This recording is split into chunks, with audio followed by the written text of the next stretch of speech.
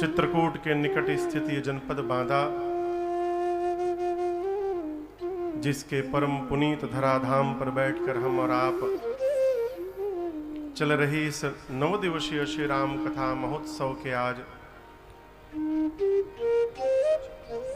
चतुर्थ सत्र में, चौथा दिन है आज हम और आप चतुर्थ सत्र में यहाँ पर उपस्थित भए हैं। मूल रूप से यजमान कहिए, आयोजक कहिए, ये सब कुछ भूतनाथ भगवान विश्वनाथ हैं। इस कथा के प्रधान यजमान, प्रधान श्रोता भगवान विश्वनाथ और मां अन्नपूर्णा, और जिनकी कृपा हुई हमारे बाबू अजीत गुप्ता जी पर, जिनके कारण ये रचना बनी। पूरा परिवार, पूज्य बाबूजी स्वर्गीय मुन्नीलाल जी गुप्ता, मैया श्रीमती रेखा गुप्ता जी, पूरा परिवार जो तन से, मन से, धन से इस आयोजन में लगा है।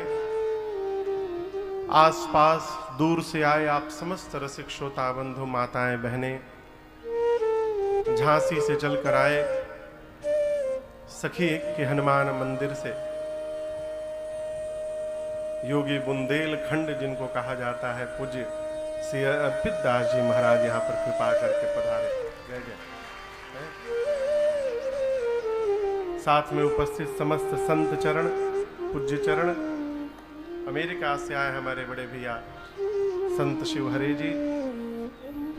विज्ञान के माध्यम से जहां जहां भी लोग इस कथा के प्रसारण को देख सुन रहे हैं, आप सभी लोगों को मेरा सादर जय सिया राम। भोजन हुआ है? थोड़ा दम लगा के बोलिए, जय सिया राम। कल क्या गाए, क्या सुने हम और आप?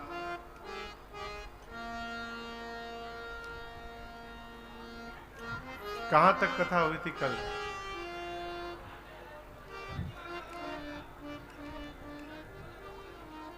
रघुनाथ जी का ठीक है जन्म हुआ था, लेकिन भगवान का जन्म नहीं हुआ था, भगवान का प्राकट्य हुआ था। बोलचाल में भले ठीक है राम जी का जन्म हो ही गया है, लेकिन एक बात याद रखिएगा, भगवान जन्म नहीं लेते। ए बबुआ तारा दिक्कत का है, पहले हमके बतावा। ये 10 हाली आ रहे हैं, जा रहे हैं, ये ठीक नहीं है। क्या दिक्कत है?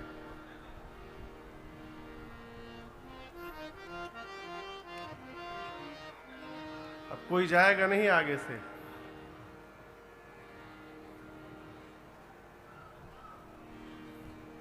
भगवान ने अवतार लिया और आप दर्शन करिए, गोस्वामी जी कहते हैं भगवान के अवतार के बाद गृह गृह बाज बधाव शुभ, प्रगटे सुषमा कंद, हर्षवंत सब जहां तहां, नगर नारी नर वृंद। गोस्वामी जी कहते हैं कि भगवान के अवतार के बाद श्री अवध के एक एक घर में लोग बधाई गा रहे हैं, गृह गृह बाज बधाव शुभ। क्यों? क्योंकि प्रगटे हैं सुषमा कंद, परमात्मा ने प्राकट्य लिया है। अब यहाँ एक प्रश्न है कि भगवान अयोध्या में ही क्यों आए? दशरथ जी महाराज के घर में क्यों आए? और आप दर्शन करिए, कहते हैं श्री चक्रवर्ती जी महाराज ही पिछले जन्म में मनु महाराज थे।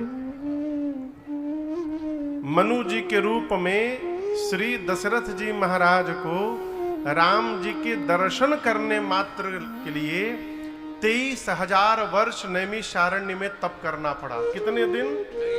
23,000 वर्ष।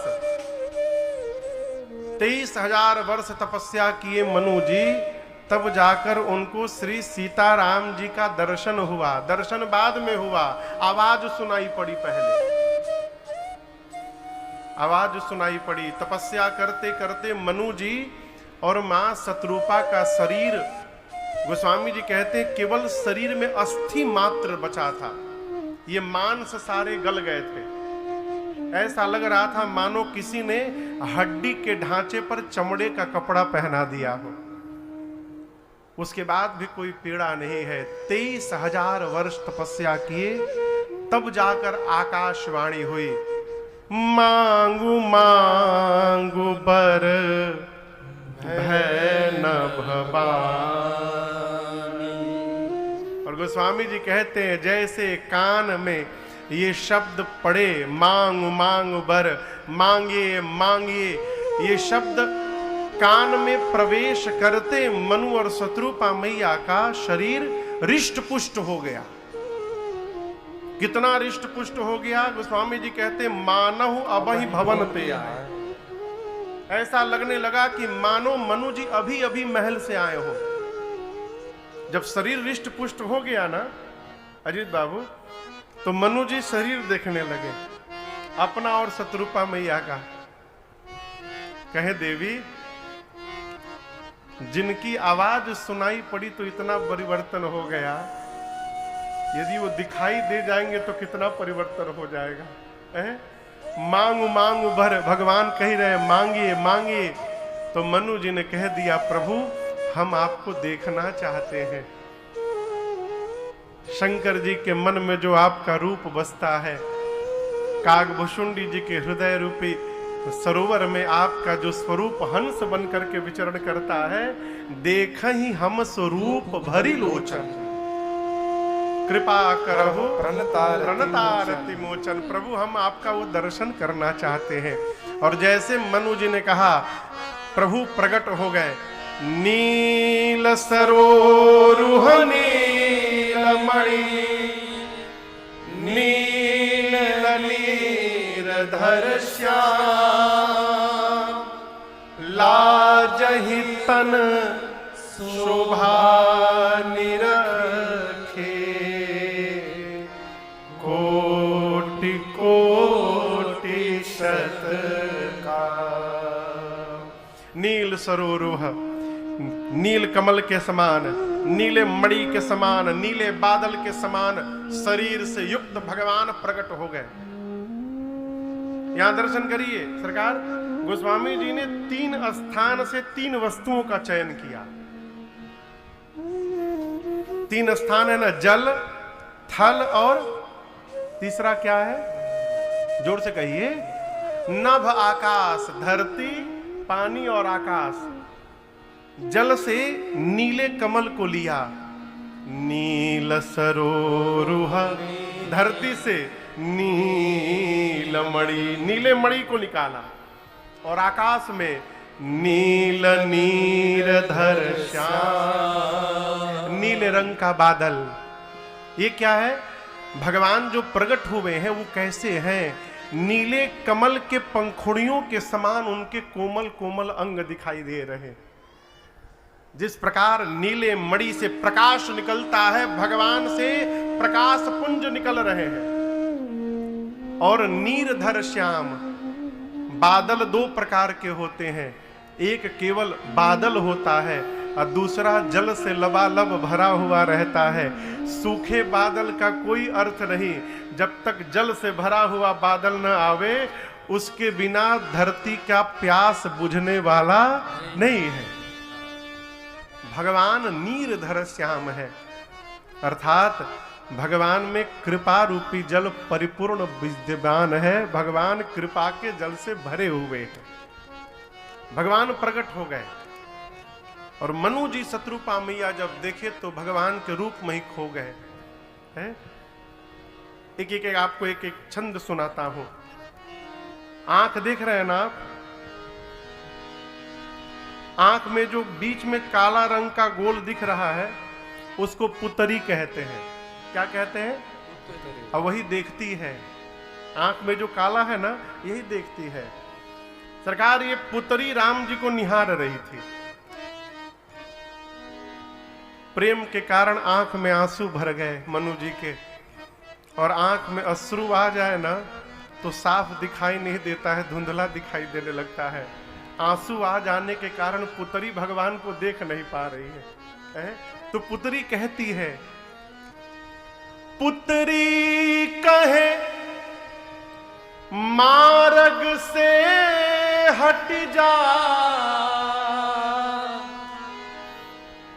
असुआ कहे पांव पखारन दे। पुत्री कहती है आंसू से तुम हट जाओ, हमको देखना है। आंसू कहते केवल तुम देखोगी, हमको भगवान के श्री चरण को पखारना है। पुत्री कहे मार्ग से हट जा, असुआ कहे पांव पखारन दे।